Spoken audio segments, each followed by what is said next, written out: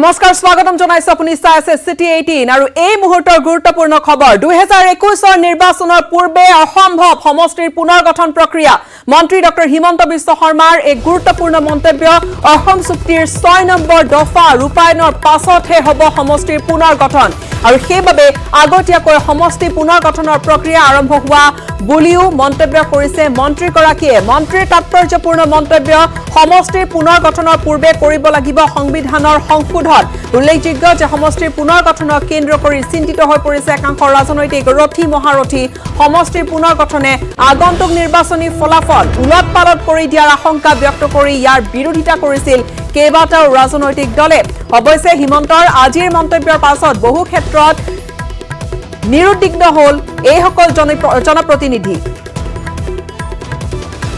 ডিলিমিটেশনৰ এক্টত লিখা আছে যে 2001ৰ ওপৰত নিৰ্ধাৰণ হ'ব গতিকে সংবিধান সংশোধন কৰি যেতিয়ালৈকে 2011তো নানিব তেতিয়ালৈকেতো ডিলিমিটেশন এই ইলেকশ্যনৰ আগত হ'বই নোৱাৰে মই কিয় লিখি থাকে মানুহবিলাকে বুজি নাপাওঁ কিন্তু মোৰ যিমান দূৰ নলেজ যায় যে 2001ৰ জায়গাত সংবিধান সংশোধন কৰি ভাৰত চৰকাৰে 11 কৰিব লাগিব এতিয়ালৈকে হেতু প্ৰক্ৰিয়া আৰম্ভ হোৱাই নাই আৰু যদি ডিলিমিটেশন আইনখন চাই তাত লিখা আছে যে 2001ৰ ওপৰত তাৰমানে এটো 11ৰ আগত হৈছিল কাৰণে এক লিখা আছিল এটা 1 to 11 কৰিব লাগিব তাৰ কাৰণে আকৌ সংবিধানত সংশোধন লাগিব সেইকাৰণে এই প্ৰক্ৰিয়াটো ইলেকশ্যনৰ আগতে সম্ভৱ হ'ব বুলি মই নাভাবো এটো এটা ক্লজ 6 ৰূপায়ণৰ সময়ত ডিলিমিটেশন প্ৰয়োজন হ'ব সেইকাৰণে এটো এটা আগতীয়া পদক্ষেপ যে আমি যেতিয়া ক্লজ 6ৰ ফালে যাম ডিলিমিটেশনখন যাতে ৰেডি হৈ থাকে এটা দল এটা প্ৰতীক আৰু এখন পতাকাৰ পাছত উমৈহতীয়া সংবিধান আৰু কাৰ্যসূচীৰ প্ৰস্তাৱেৰে জাতীয়তাবাদী শিবিৰক একত্ৰিত হোৱাৰ পুনৰ আহ্বান জনাইছে অখিল গগৈ চিকিৎসাৰ বাবে গুৱাহাটী চিকিৎসা মহাবিদ্যালয়লৈ আহোঁতে অখিল গগৈ দুহাৰিলে পূৰ্বৰ স্থিতিত অটল থকাৰ কথা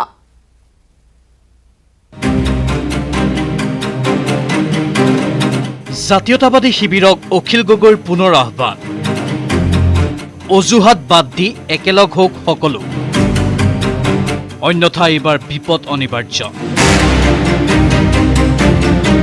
যদি সঁচাকে একলগ নহয় অসমৰ মানুহবিলাক এইবাৰ কিন্তু একেবাৰে ডাঙৰ ভয়ংকৰ বিপদ হ'ব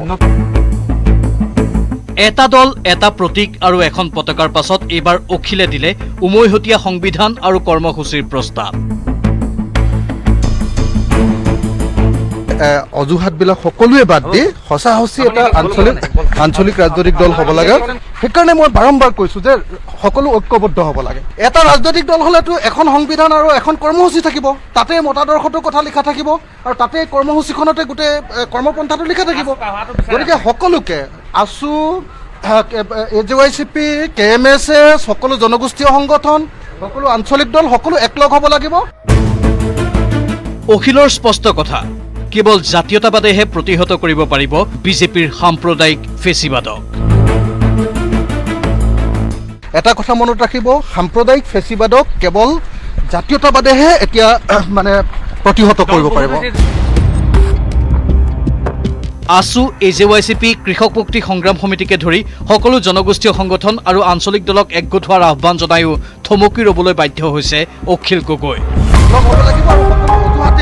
কাৰণ অখিলৰ প্ৰস্তাৱত সঁহাৰি নাই কোনো এটা জাতীয়তাবাদী শিবিৰৰ একালত অখিলৰ কাষত চাৰদৰে লাগি CAA বিৰোধী আন্দোলনত জপিয়াই পৰা পলাশ চাংমায়ো আজি নিমাত AJYCPৰ দৰে আসুৱেও স্পষ্ট কৰা নাই স্থিতি জাতীয়তাবাদী শিবিৰৰ চিন্তাৰ এই ধূসৰতা দেখি আচৰিত হৈছে অখিল জাতীয়তাবাদী শিবিৰৰ বেকাবেকি কথাটো ক্ষোভিত হৈছে অখিল গগৈ যদি সঁচাকে বিজেপিক যদি কোনোবাই ৱাক অভাৰ দিব খুজিছে সেইটো বেলেগ কথা বিজেপিক যদি জিকাই পঠিয়াব খুজিছে তেতিয়াহ'লে 10টা দল কৰক কিন্তু যদি বিজেপিক প্ৰতিহত কৰিব লাগে আমি সকলো একলগ হ'ব লাগিব আৰু সকলো অজুহাতে এৰি দিব লাগিব কিন্তু মানুহবিলাকৰ কথাবিলাক আপোনালোকে দেখিছে বেকাবেকি আৰু মই আচৰিত হৈছোঁ যে অসম জাতীয়তাবাদী যুৱ ছাত্ৰ পৰিষদে কিয় স্পষ্টকৈ কোৱা নাই যে সকলো একলগ হ'ব লাগে সদৌ অসম ছাত্ৰ সন্থাই কিয় স্পষ্টকৈ কোৱা নাই যে সকলো একলগ হ'ব লাগে 2021 নিৰ্বাচনত প্ৰতিদ্বন্দ্বিতা কৰা সম্পৰ্কত অখিলৰ মন্তব্য নিৰ্বাচন খেলা নেখেলাটো সৰু কথা জাতিক বচোৱাটোহে ডাঙৰ কথা মাতৃ পত্নী পুত্ৰ তথা দলৰ সৈতে কথা পাতি নিৰ্বাচনত প্ৰতিদ্বন্দ্বিতা কৰা নকৰা সম্পৰ্কত সিদ্ধান্ত ল'ব বুলিও স্পষ্ট কৰিলে অখিল গগৈয়ে। চিঠি পঠিয়াইছে কিন্তু এতিয়ালৈকে মই বিবেচনা কৰা নাই। মানে মই ইলেকশ্যন খেলাটো ইম্পৰ্টেণ্ট নহয়, জাতিটোক এইবাৰ আমি বচাব পাৰিম নে নাই। মানে মই চব মোৰ মাৰ লগত কথা পাতিব লাগিব, অনুমতি ল'ব লাগিব, মোৰ পত্নী মোৰ ল'ৰা ডাঙৰ হৈছে তেওঁলোকৰ লগত কথা পাতিব লাগিব, সংগঠনৰ লগত কথা পাতিব লাগিব, সকলোৰে লগত কথা পাতি সিদ্ধান্ত ল'ম। কিন্তু এতিয়া ব্যক্তিগত কথা নহয়, জাতিক বচোৱাৰ কথা।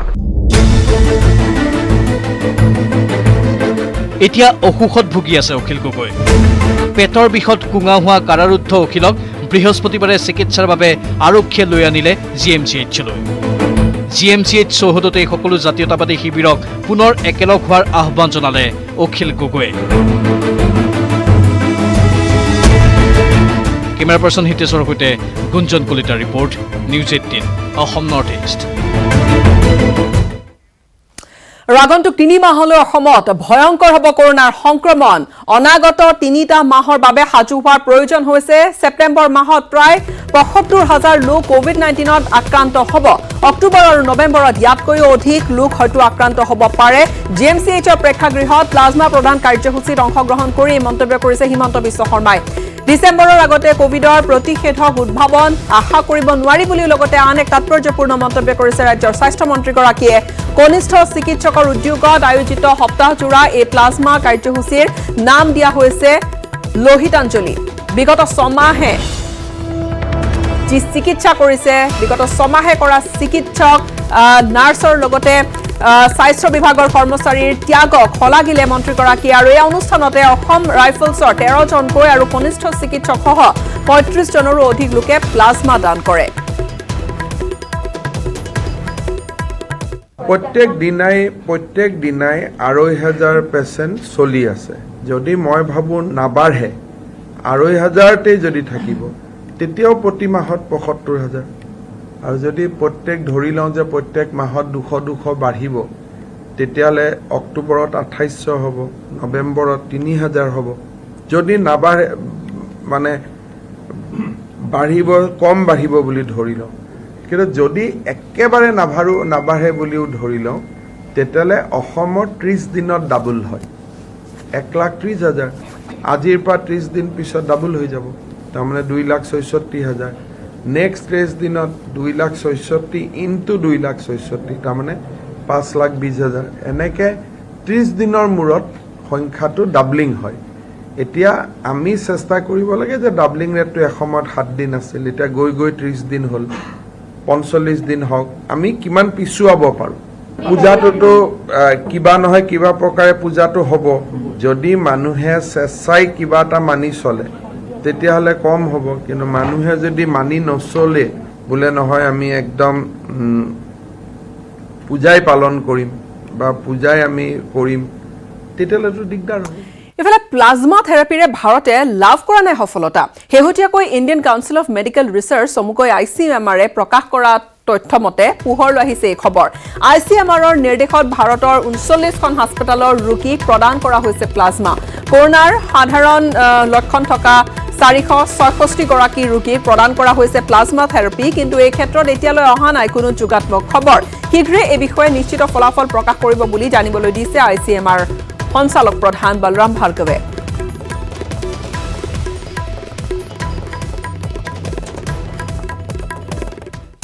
পৰৱৰ্তী আন কিছু খবৰ। বায়ু সেনাত অন্তৰ্ভুক্ত হ'ল অত্যাধুনিক ৰাফেল বিমান। আম্বালাৰ বায়ু সেনা ঘাটিত ৰাফেলৰ অন্তৰ্ভুক্তি গোল্ডেন এৰ' প্ৰদৰ্শন কৰি চমক দিলে ৰাফেলে। 5খন ৰাফেলে অধিক শক্তিশালী কৰিলে বায়ু সেনাক। সৰ্বধৰ্ম পূজনেৰে ৰাফেলক আদৰণি জনোৱা হৈছে। আৰু এই আম্বালাৰ আমি কিছু দৃশ্য আপোনালোকলৈ আগবঢ়াম।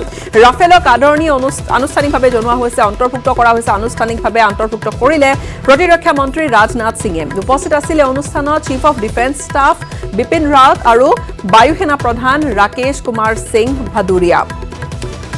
আণৱিক বোমা কঢ়িয়াব পাৰে আচলতে ৰাফেল বিমানে। 1700 কিলোমিটাৰলৈ লক্ষ্য ভেদ কৰিব পাৰে ৰাফেলে।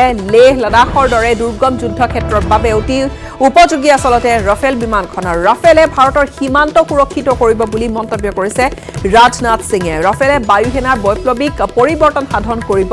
ৰাষ্ট্ৰৰ নিৰাপত্তা চৰকাৰৰ প্ৰথম অগ্ৰাধিকাৰ বুলি মন্তব্য কৰিলে লগতে প্ৰতিৰক্ষা মন্ত্ৰীগৰাকীয়ে।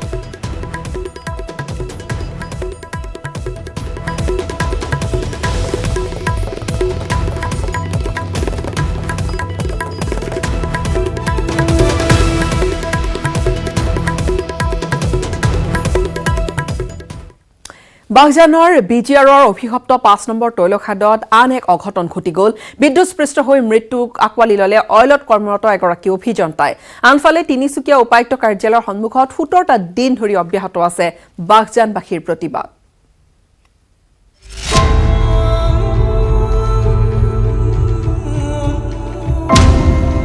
অভিশপ্ত বাগজানে কাঢ়ি নিলে আন এক প্ৰতিভাৰ প্ৰাণ।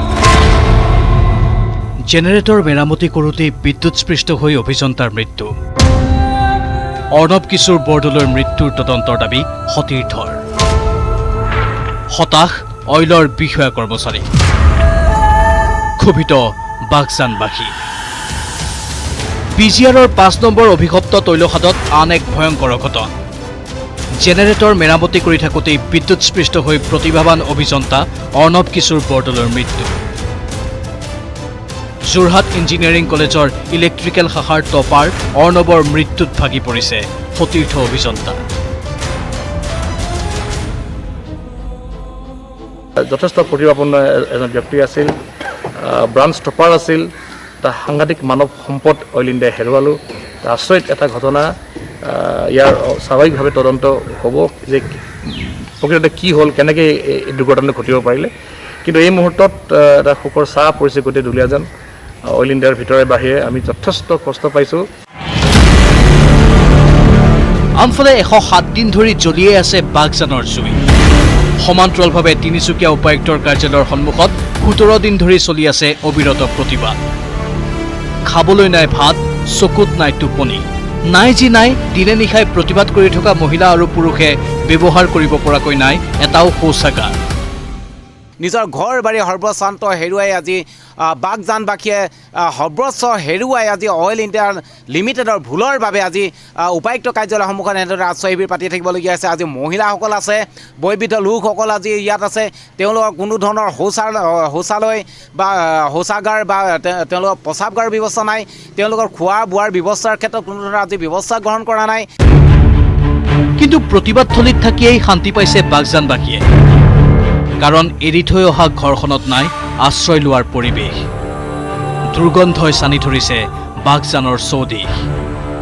বাগজানত ভৰি দিলেই মূৰ বিষাই, কাহি কাহি হাইৰাণ হ'ব লাগে। বিজ্ঞান কি বুজি নাপায় বাগজানৰ এইসকল প্ৰতিবাদকাৰীয়ে। কিন্তু তাৰ পাছতো জুই নুমুৱাবলৈ উত্তৰ প্ৰদেশৰ তান্ত্ৰিক লগোৱা কাণ্ডক হঠকাৰী আখ্যা প্ৰতিবাদকাৰী।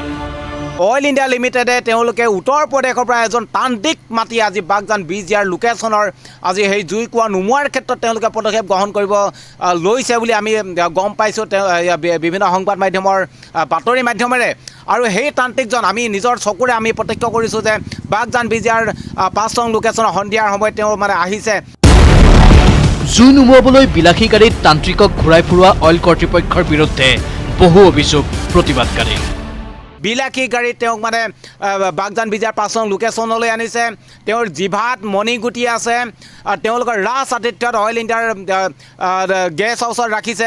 গতিকে সেই মানুহজনক কিন্তু সেই যিজন ৰহস্যময় পুৰুষ তেওঁক কিন্তু পৰিচয় অইল ইণ্ডিয়া লিমিটেডে প্ৰকাশ কৰিব লাগিব। আৰু এনেধৰণৰ বাৰে বাৰে তেওঁলোকৰ যিসকল মানে তেওঁলোকে আজি মিথ্যাচাৰ প্ৰদান কৰি আছে ইয়াক কিন্তু প্ৰকাশ কৰিব লাগিব। 107 দিন ধৰি চলি আছে বাগজানৰ জুই। 17 দিন ধৰি চলি আছে প্ৰতিবাদ। তাৰ মাজতে ছবি আঁকি ভাল পোৱা এটি 25 বছৰীয়া প্ৰতিভা অৰ্ণৱ কিশোৰ বৰদলৈৰ মৃত্যু। এতিয়া সকলোৰে এটাই প্ৰশ্ন, বিজিআৰৰ 5 নম্বৰ তৈলখাদটোৰ কাৰণে আৰু কিমান কষ্ট সহিব লাগিব বাগজানৰ লগতে অসমীয়া। নাহৰকটীয়াৰ পৰা উৎপল চলিহাৰ সহযোগত তিনিচুকীয়াৰ পৰা Upasana Baruah Goswami, news 18 Assam north east.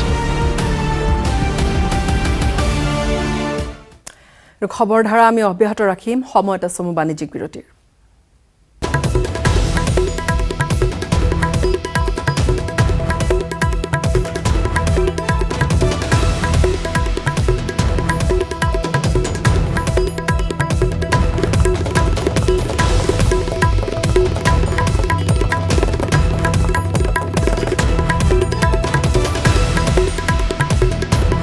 ৰাজ্যত অব্যাহত আছে জাতিধ্বংসী নাগৰিকত্ব সংশোধনী আইন বিৰোধী আন্দোলন। বিতৰ্কিত আইনখন বাতিলৰ দাবীত বিভিন্ন দল সংগঠনে কৰি গৈছে প্ৰতিবাদ। জাগিৰোডৰ দৃশ্য, জাগিৰোডতো জাগিভকত গাঁও আঞ্চলিক ছাত্ৰ সন্থাৰ উদ্যোগত কা বাতিলৰ দাবীত ৰূপায়ণ কৰা হ'ল 24 ঘণ্টীয়া অনশন কাৰ্যসূচী। বহু বিতৰ্কিত তথা জাতিধ্বংসী এই আইনখন বাতিল নকৰালৈ প্ৰতিবাদ অব্যাহত ৰখাৰ হুংকাৰ দিছে ছাত্ৰ সংগঠনটোৱে।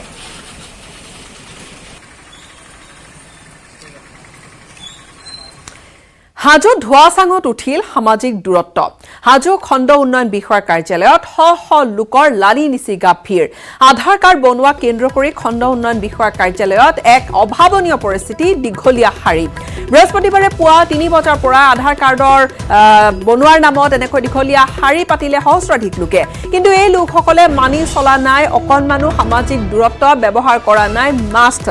আৰু বিভিন্ন চৰকাৰী আঁচনিৰ সুবিধা লাভ কৰাৰ বাবে প্ৰয়োজন হৈ পৰিছে আধাৰ কাৰ্ড। আৰু সেয়েহে হাজো উন্নয়ন খণ্ডৰ কাৰ্যালয়ত আধাৰ কাৰ্ড বনাবলৈ হেতা ওপৰা লগাইছে জনতাই। কিন্তু তাৰ মাজত এই দৃশ্য দেখি সচেতন মহল হতচকিত হৈছে।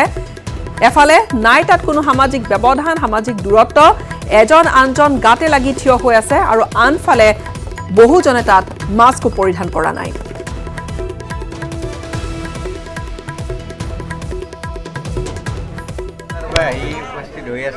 এই আধাৰ কাৰ্ডৰ কাৰণে আহি আছো, এক জেগাত দিয়ে বৰ অসুবিধা আছে। পঞ্চায়তে দিলেও ৰাইজৰ সুবিধা হয়। সামাজিক দূৰত্বটো মেইনটেইন কৰি লগতে আপোনালোকৰ মাস্ক, যি মাস্ক আছে মাস্ক পৰিধান কৰক, নহ'লে এইটো এটা যি মানে জনসংক্ৰামক ব্যাধি আগুৰি ধৰিছে, এইটো আৰু ভয় বিপৰ্যক হ'ব।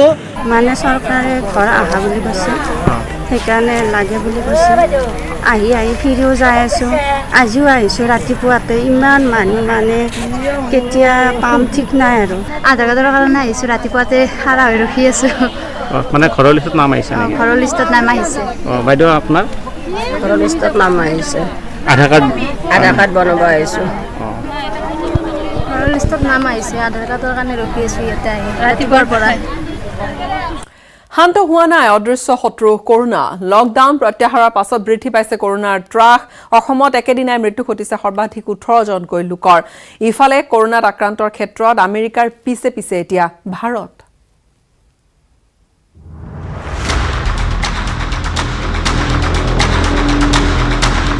ভবাতকৈও ভয়ংকৰ, দেখাতকৈও অতি কৰুণ। অসমত কৰোনাৰ সৰ্বগ্ৰাসী ৰোগ। একেদিনাই মৃত্যু সৰ্বাধিক 18 জনৰ। আপুনি মই নভবাকৈয়ে অসমত অতি ভয়ংকৰ ৰূপ ধাৰণ কৰিছে অদৃশ্য শত্ৰু কৰোনাই। লকডাউন, নৈশ সান্ধ্য আইন প্ৰত্যাহাৰৰ লগতে একাংশৰ অসজাগতাৰ বাবেই ক্ৰমাৎ ভয়ংকৰ পৰিস্থিতিৰ দিশে অসম। বুধবাৰৰ দিনটোতে একেদিনাই প্ৰাণ গ'ল 18 জন কৰোনা আক্ৰান্তৰ। মৃতসকল ডিব্ৰুগড়ৰ আব্দুল হক, দীপ্তিমণি গগৈ, ঈদ মুহাম্মদ, চৰাইদেউৰ ইন্দেশ্বৰ দাস, তিনিচুকীয়াৰ কে জন্দিয়া, লাবণ্য বৰুৱা, মুথাং চুতীয়া, ফুলেশ্বৰী ডেকা, শিৱসাগৰৰ তয়েব আলম বৰা, ধুবুৰীৰ বিষ্ণুপদা সাহা, বিভাৰাণী সাহা, গস্তুচন্দ্ৰ বৰ্মন, গুৱাহাটীৰ জগদীশ চন্দ্ৰ দাস, মাধৱ আনন্দ গোস্বামী, বঙাইগাঁৱৰ গোলাপ চন্দ্ৰ দাস, নলবাৰীৰ ৰজনীকান্ত হালৈ, প্ৰফুল্ল কলিতা আৰু শোণিতপুৰৰ ভূমি দত্ত শৰ্মা। অসমত বৰ্তমানলৈ কৰোনাত মৃত্যু 396 জনৰ। বিগত 24 ঘণ্টাত কোভিড পৰীক্ষা কৰা 31,562 জন লোকৰ ভিতৰত 2,243 জন লোকৰ দেহত ধৰা পৰে মহামাৰী কৰোনাৰ অৱস্থিতি।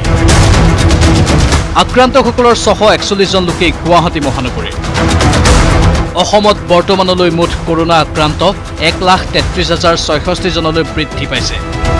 ইফালে কৰোনাত সৰ্বাধিক আক্ৰান্ত আৰু মৃত্যুৰ তালিকাত আমেৰিকাৰ পাছতেই আছে ভাৰতৰ স্থান। প্ৰায় 32 কোটি 82 লাখ লোকে বসবাস কৰা আমেৰিকাত এই পৰ্যন্ত 65,49,475 জন লোক আক্ৰান্ত হোৱাৰ বিপৰীতে প্ৰায় 135 কোটি 26 লাখ লোকে বাস কৰা ভাৰতত আক্ৰান্ত হৈছে 44,65,863 জন লোক। বিগত 24 ঘণ্টাত ভাৰতত সৰ্বাধিক 95,735 জন কৰোনা আক্ৰান্তক চিনাক্ত কৰা হৈছে।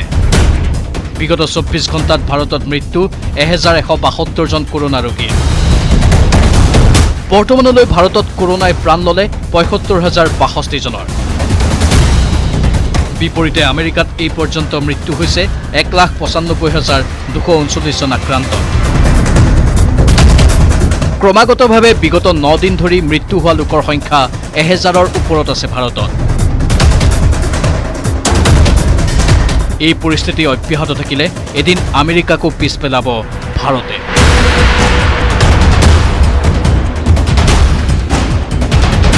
Bureau report, news 18, Assam north east. মৰাণৰ চেপন বাগিচাত নাহৰ ফুটুকি পিঞ্জৰাবদ্ধ কৰা হৈছে। বন বিভাগে পতা পিঞ্জৰাত পুৱাই পিঞ্জৰাবদ্ধ হ'ল নাহৰ ফুটুকিটো। আজি দীৰ্ঘদিন ধৰি চাহ বাগিচাখনত বাঘে বিচৰণ কৰি থকা প্ৰত্যক্ষ কৰিছিল স্থানীয় লোকসকলে। ঘৰচীয়া গৰু ছাগলী ভক্ষণ কৰি এক প্ৰকাৰ ত্ৰাহি চলাইছিল বাঘটোৱে আৰু স্থানীয় ৰাইজে খোৱাং আঞ্চলিক বন বিষয়া কাৰ্যালয়ত খবৰ দিয়াত বন বিভাগে পিঞ্জৰা তাত স্থাপন কৰিছিল। বাগিচাখনৰ মাজত অৱশেষত আজি পুৱাৰ ভাগত পিঞ্জৰাবদ্ধ হয় এই প্ৰকাণ্ড বাঘিনীজনী।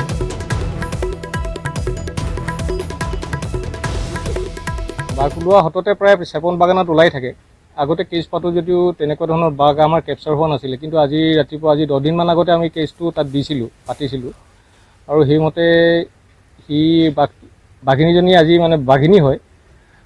ৰাতিপুৱা প্ৰায় 5মান বজাত কেপচাৰ হৈছে বুলি তেওঁলোকে আমাক জনাইছে আৰু সেইমতে গৈ বাগানৰ পৰা বাঘটো উঠাই আনি আমি এতিয়া অফিচ কেম্পাছত পাইছোঁ।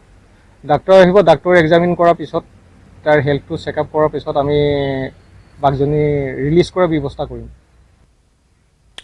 হোজাৰ কাকিত পুৱতি নিশা লাগিল ভয়ংকৰ জুই। 1 নম্বৰ কাকি চাৰিআলিত সংঘটিত হৈছে অগ্নিকাণ্ড। জুইত সম্পূৰ্ণৰূপে জাহ যায় 10খনকৈ দোকান। উল্লেখযোগ্য যে অৰুণ বৰাৰ হাৰ্ডৱেৰ দোকানৰ পৰাই জুইৰ সূত্ৰপাত ঘটাৰ সন্দেহ কৰিছে ৰাইজে।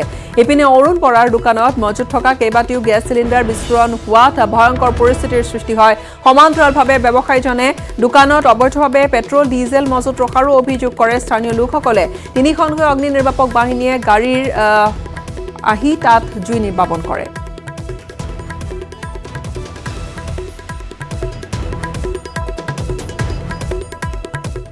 অৰুণ বৰা তেওঁৰ দোকানৰ পৰা আৰম্ভ হৈছে বুলি আমি গম পাইছোঁ। তাতে বাবালী যিজন কিনাৰত দোকানী বাবালী আছিলে, বাবালীয়ে শুই থকা অৱস্থাত ধোঁৱা গম পাই তেওঁ উঠি ল'লে। উঠি যাই গম পাইছে ৰঙাই দোকানত জুইটো আৰম্ভ হৈছে। আৰম্ভ হওঁতে চিলিণ্ডাৰ ব্লাষ্ট হৈছে। ৰঙাই দোকানতে আচলতে চিলিণ্ডাৰ জমা আছিলে। সেই চিলিণ্ডাৰৰ পৰা মানে অগ্নিকাণ্ডটো বেছি ভয়াৱহতা হেৰি হৈছিল গম পাইছোঁ। চিলিণ্ডাৰখিনি থকাৰ কাৰণে জুইটো আজি ইমান ডাঙৰ হ'বলৈ পালে। প্ৰায় 10খনমান দোকান বসনি হৈছে। জুইটো ইমান বেছিকৈ তৎক্ষণাত লাগি গ'ল, যিমান দোকান আছিলে গোটেইখিনি চায়ে হৈ গ'ল। এতিয়া ৰাইজেতো দেখাই পাইছে আৰু লগে লগে কোনোবাই ফোন কৰিলে ফায়াৰ ব্ৰিগেডৰ মানুহ আহিছে, আহি পেলাই জুইটো নমাই বহুত টকা ক্ষয়ক্ষতি হ'ব। মোৰ দোকানত 7 লাখ 8 লাখ 9 লাখ এনেকুৱা মানুহ হ'ব। মোৰ বেক চাইডে চব্জি হ'লচেল আছিলে, সন্মুখত মোৰ কাপোৰৰ দোকান আছিলে। সময় আন এটা চমু বাণিজ্যিক বিৰতিৰ।